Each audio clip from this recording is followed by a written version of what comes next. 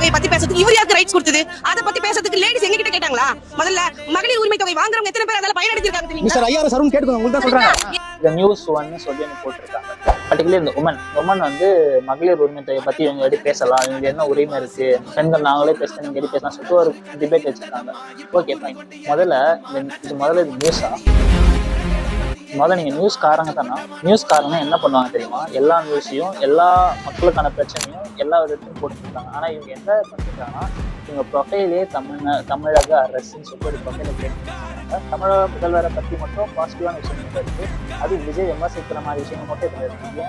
இது வந்து நியூஸ் சேனலா முதல்ல எடுத்துக்க முடியாது. இதை வந்து ஒரு சாதாரண தனி நபரோட விமர்சனம் வச்சுக்கலாம். விமர்சனம் பண்ணணும்னா நேரடியாக விமர்சனம் பண்ணலாம். எதுக்கு இத்தனை சோசியல் மீடியாவை வந்து மாற்றி அதை யாருக்கிட்டேருந்து ஒருத்தங்கிட்ட வந்து காசை கொடுத்து வாங்கி அதை இவங்க பேஜா மாற்றி அதை வச்சு விஜய் அடிக்கிறது? எதுக்கு அந்த மாதிரியான யூசேஜ்? ஏன் அது தேவையில்லாத ஒரு முட்டாள்தனமான ஒரு விஷயம் சொல்லலாம்.